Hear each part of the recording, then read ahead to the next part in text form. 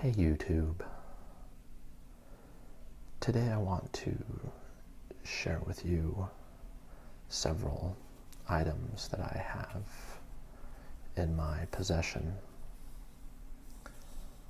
These items are very dear to me and have been passed down within my family from generation to generation to generation.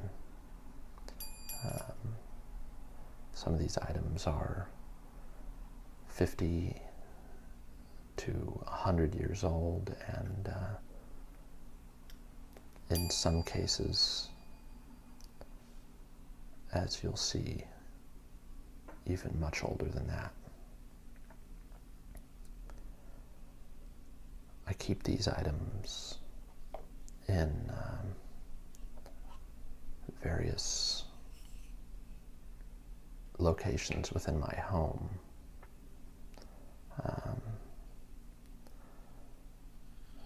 So often I find, at least with my home, small as it is, that it can become cluttered very easily with stuff, with things. And often they're things that really don't have much significance. But these things that I'm going to show you today are all very significant to me. They all have stories behind them, and they all have some meaning to anyone else. They might not mean much, but to me they do, and that's why I keep them around. I also happen to like the way they look. I like old things. I like things that look like they've got stories to tell. And I also, I don't live near my family, so these things serve as a nice reminder of my family and just where I come from, I guess. So now that I've got these laid out for you, and hopefully given your ASMR triggers a little bit of a kickstart, I'll just go through each of these items one by one and tell you a bit about what they are and where they came from. So kick back and relax and enjoy the next few minutes.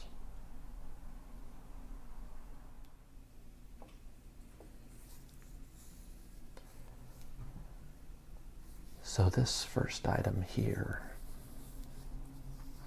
is a belt buckle, and this was found on the property that my mother lived on when she was a child.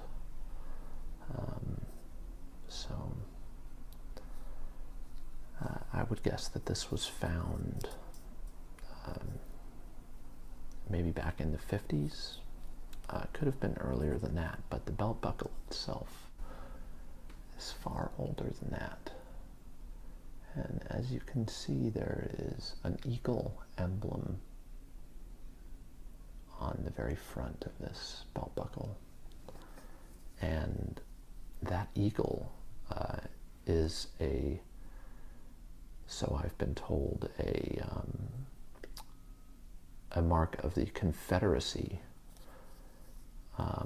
And that's because this is a Civil War era belt buckle, and perhaps even itself from a uniform that a soldier may have worn during the Civil War. Now, if any experts out there have any information on that and whether that's accurate or correct, please let me know. But I like this item because it has not only some family history for me, but just in terms of, who found it and where it was found, but also some United States history. And I'm fascinated by United States history, particularly, Civil War era and Revolutionary War era. When I lived in Boston for a number of years, that was one of the things that just fascinated me over there, was the rich United States history. But this belt buckle, it's pretty neat.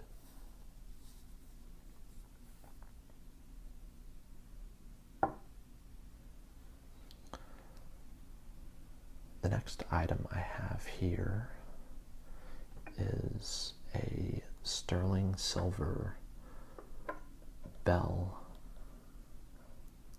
which was brought over to the United States by my great-grandmother in the year 1907. She immigrated to the United States from Denmark. You can see here on the bottom of this bell, it says they're made in Denmark, if you can read that. And I don't know if this bell had any particular significance for her, for my great-grandmother, but it surely is one of the very few possessions in my family that remains that is this old.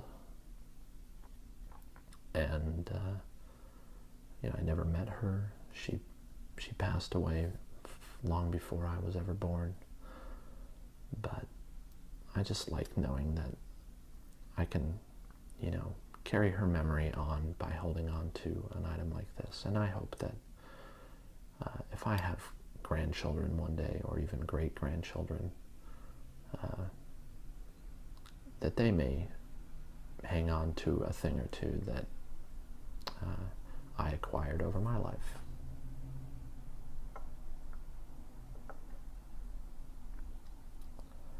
Next up is a key, which I keep in this box. The box itself doesn't really have any stories behind it. I just like the box. It's kind of designed to look like an old Greek building, or an old Roman building. But inside this box, I keep a key. And this key was the master key to the house rather, that my mother grew up in, which was in a very small town in Virginia, and the house itself was built in the mid-1700s, the 1750s, I believe. Now, I don't know if this key was a copy made or if it was original to that house, but either way, this key is probably at least, I'd say, 200 years old. And this house that my mother lived in was actually called a toll house because it was back long before they lived in it. It was used to collect tolls from passers-by on that particular route that the house was on. And this is, before automobiles, so this was people passing through on their horses or in their horse-drawn carriages. And this key would unlock the front door to that house. I never got to see that house. My mom moved out of there long before I was born. But this key, again, it's just a it's kind of a piece of cool family history, and that house still stands today. So I'm quite sure that the locks have been replaced to something a little more advanced than this key, but maybe one day I'll visit that house, and that would take a trip back to Virginia, which, if you've ever been to Virginia, especially northern Virginia, kind of just outside of DC, it's a beautiful and lush area. A little too humid though in the summers for me. Next, we have a little jar of Pebbles. And once again, this jar doesn't have any stories behind it or any significance behind it, other than these pebbles were given to me inside this jar. But these pebbles were collected by my grandfather.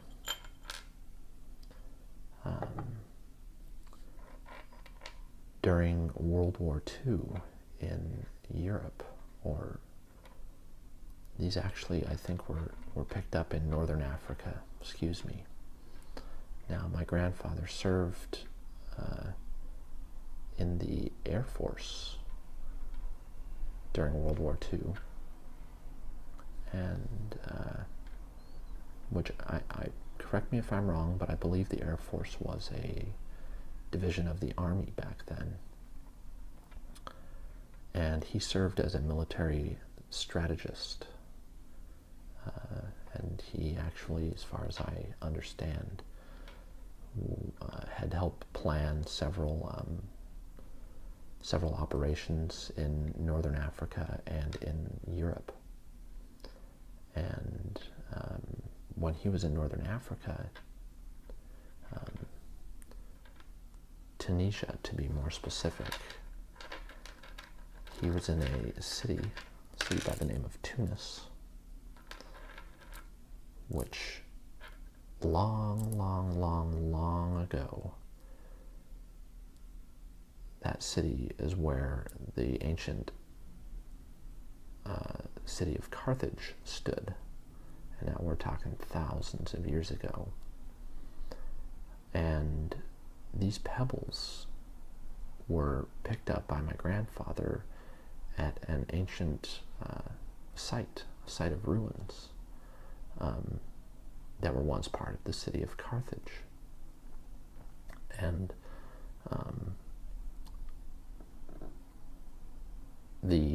each of these stones has what looks to be, like 5 sides are very rough, and on each of them there's one side that's very, very flat, almost polished. And it's believed that these were all part of a mosaic, an ancient mosaic that may have lived on the ground, maybe on a wall as decoration, but these are definitely part of something much older than anything else I own, aside from perhaps the next thing that I'm about to show you. So anyway,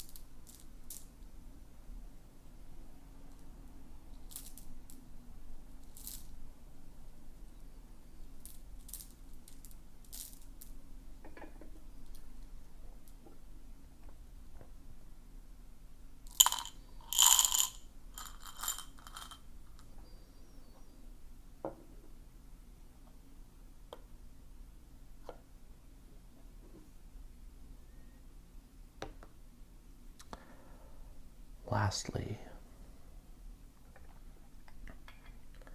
these are more stones, larger stones, and these were also brought over to the United States from Europe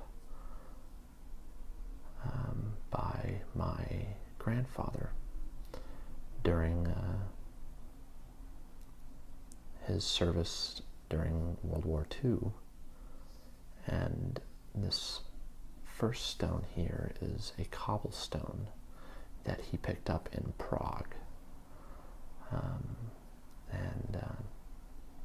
You know, I just really like the thought of my grandfather over there, and taking the time, kind of probably fully aware of the historical significance of what he was participating in and helping to accomplish, and just picking up a few mementos to take home with him. As we all know, you know, that war was such a turning point in world history, and that combined with the fact that you know, these stones and the stones I showed you before also have a little piece in ancient history as well. I just find really fascinating. And so this is a cobblestone, and similarly to those other stones, it has 5 rough sides and then one side that looks like it's almost been polished, you know, from foot traffic or any sort of just wear and tear over the centuries. And what's neat about this rock is if you look closely, you can see the shape of some seashells. And now, I'm no paleontologist, I'm no geologist, but I'm guessing that those are fossils of old shells. So this single rock right here has a piece of world history during the World War II era, probably a little bit of ancient human history, you know, going back, I don't know how many centuries, but several at least, if not over a dozen or so. It could, you know, those European countries have such a longer history than anything over here in the United States. And then it has a little piece of prehistory. So in this rock, you have just a wealth of, at least in my opinion, historical significance. And that's pretty cool. This stone here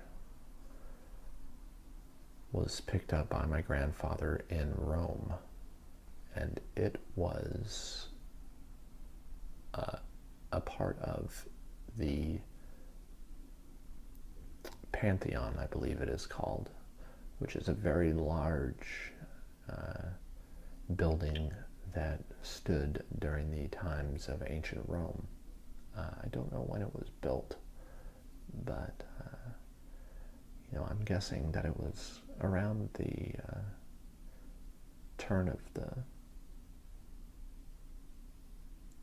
I guess you'd call it the turn of the first millennium, but you know, somewhere around in between 100 BC to 200 or 300 AD, I guess, when that building was built, but I don't know. Anyway, point being that this stone is part of a building that is thousands of years old, and I really just like to think of who in ancient times, you know, was near this rock, or maybe even touched this rock. You know, any of the emperors of Rome, any of the, you know, military generals of that time, and just the workers, you know, who built that building, who laid this stone into place so many, many, many years ago, thousands of years ago. So, again,